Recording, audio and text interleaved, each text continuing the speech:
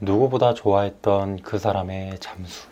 그리고 결국 이별을 당했습니다. 슬프고 답답하고 아무것도 할 수가 없습니다. 사진도 지우고 물건도 다 버리고 가슴이 너무 아프네요. 어떻게 해야 할지 잘 모르겠습니다. 기다릴까요?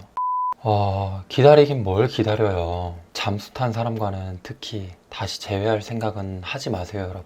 몇 가지 최악의 이별 중 하나가 바로 잠수 이별이죠. 차라리 상대방이 바람이라도 피워서 그 사실을 알게 된다면 쓰레기를 하나 걸러냈다는 사실에 쉽게 잊을 텐데 말이죠. 잠수의 기간은 영영 잠수를 탄 경우가 있고 며칠, 일주일, 몇 달 가지각색이죠. 혹은 카톡을 차단하거나 탈퇴하거나 번호를 아예 바꾸거나 정없고 사리분별 못하는 사람들이 특히 그렇습니다. 상대방이 잠수 탈 때 전화를 해도 될까 말까 했을 때 그때 하면 속이 후련할 것 같지만 하면 할수록 더 미칩니다. 기존에 좋아하던 감정이 1이라면 연락할수록 2, 3, 4 더 미치도록 보고 싶어지고 머릿속에 그 사람밖에 없다고 다른 사람 다 필요 없을 만큼 더 멋지고 이뻐 보이도록 상상하게 되죠. 그 사람의 단점, 피부, 등드름이나 이렇다 할 단점들까지도 이뻐 보이고 잠을 자면서 그 사람 꿈도 꾸고 그 사람이랑 재회하는 꿈, 카톡하는 꿈도 꾸고 집착의 경계선 위에 서서 말이죠. 그 사람이 정말 나쁜 사람인 건 맞는데 그걸 잘 아는데도 그 집착의 경계선을 넘는 순간 더 괴로워지죠. 이게 잠수 상황인 건 내가 가장 잘 아는데도 사람들이 뭐라 그러면 쉴드 치게 되고 이 사람은 아닐 거야. 그런 사람은 아닐 거야. 잠수를 탈 이유들이 뭐였을까? 그 전에 대화 상황들이 어땠는지 다시 한번 읽어본단 말이죠. 폰 자꾸 들여다보고 일에 집중도 안 되고 카톡방 계속 들어가서 읽었나 보고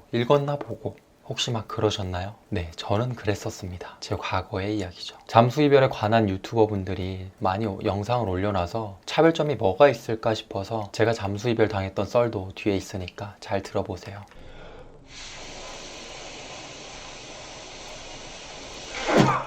잠수 이별을 하는 사람은 크게 네 가지로 첫 번째는 자주 싸워서 벌어지는 경우 싸움이 지쳐서 상대방이 분노를 하든 말든 싸우는 게 지겹고 열이 받아서 잠수를 타는 경우죠. 상대방에게 암묵적으로 데미지를 가하는 거죠. 두 번째는 개인 사정 정말 어느 날 사업이 망해서 사고를 쳐서 잠수를 타는 경우 이 경우는 많이 없어서 저는 논외라고 생각합니다. 그리고 이 경우는 다시 만날 확률이 그나마 있죠. 세 번째는 편한 이별을 택하는 무책임한 회피형 인간. 오해가 있을 때 대화하면서 소통으로 더 나아갈 수 있는 상황임에도 불구하고 자신만의 기준으로 판단하고 더 이상은 이미 마음이 떴기 때문에 그동안의 정과 예의는 다 갖다 버리죠. 그리고 혼자 판사가 돼서 이별을 통보합니다. 네 번째는 환승 이별을 위해서입니다. 부실을 만드는 거죠. 내가 잠수를 탔기 때문에 상대방이 열이 받아서 나를 정리하기 수월해지고 그 사이에 이미 더욱 조건이 맞는 사람과 만나면서 시간이 흐르길 기다리죠. 반대로 상대방은 고통 속에 1분 1초를 보내는데 말이죠. 그딴 건 잠수 이별하는 쓰레기들에게 안중에도 없죠. 하루만 잠수를 탔다고 해서 잠수가 아닌 게 아니거든요. 진짜 중요한 건 서로 보고를 해주는 거잖아요.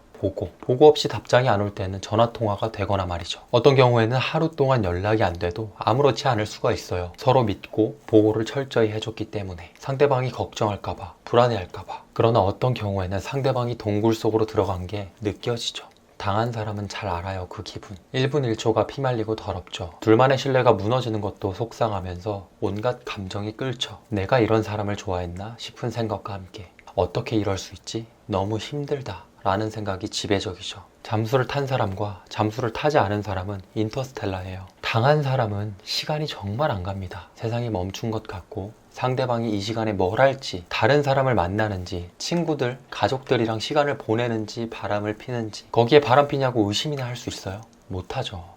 그런 의심하면 네가 그렇게 행동하니까 그렇게 생각하는 거 아니야? 이딴 말 나오니까 그냥 합리적 의심인 거지. 그런 생각을 만들게 한 자체가 기분이 더럽죠. 정말 좋아하는 관계라면 착각하게 만들지 않습니다. 저도 그런 적이 있어서 그때의 감정 잘 알아요. 저라고 뭐 없었겠어요? 과거의 제 경우를 하나 설명해 드리자면 상대방이 아침부터 밤까지 하루 동안 잠수를 탔었습니다. 다음날 오후쯤 연락이 오더니 잠수 탄 지 하루밖에 안 지났다 라고 미친 소리를 했죠. 여러분, 만약 24시간이 안 지났다고 해서 잠수 이별이 아닐까요? 아무런 공지도 없이 하루 12시간 잠수 타고 자고 일어나서 아침에 따로 연락이 없으면 그것만 해도 24시간이 넘습니다. 진작에 연락이 와야 하는 타이밍이 훌쩍 지났는데 연락이 안 오면 그때부터는 사람 미치거든요. 왜? 아무런 공지도 없었으니까. 서로 패턴을 잘 알기 때문에 화장실 한 번 안 가나? 폰을 과연 하루 동안 한 번도 안 볼 수가 있나? 이런 생각을 하겠죠. 저도 그때 물어볼 걸 그랬어요. 너 혹시 죽었냐?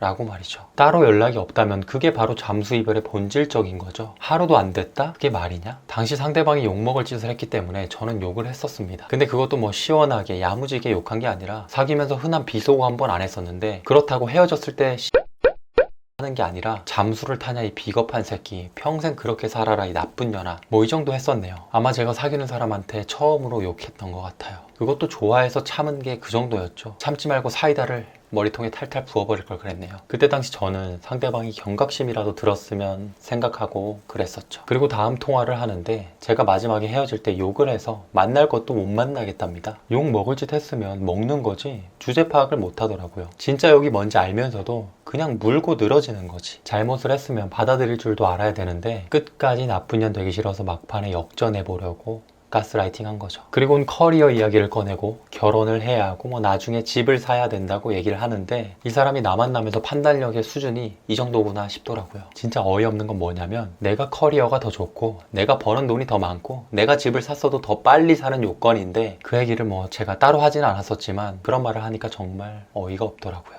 상대방이 잠수 탔을 때 헤어짐을 준비해야 하는지 화나는데 화를 내야 하는지 잘 모르겠나요? 아마 지금 제가 하는 말이 정확할 거예요. 구독과 좋아요 잊지 마시고 어쨌든 그럴 때 전화를 50통 100통 하면 안 됩니다. 거기서부터 상대방이 미안한 감정보다는 무서워하는 감정이 생깁니다. 진짜 나쁜 사람은 되려 자신의 죄를 덮어씌우고 상황을 역전하려 하죠. 뭐 참고 참아도 진짜 5통 정도는 결국 하게 될 수도 있는데 최대한 참으세요. 그리고 이별을 할 준비를 하세요. 전화를 하면 할수록 답답함은 점점 커져버립니다. 이미 하면 안 될 걸 해버리셨다고요? 큰일 났네요.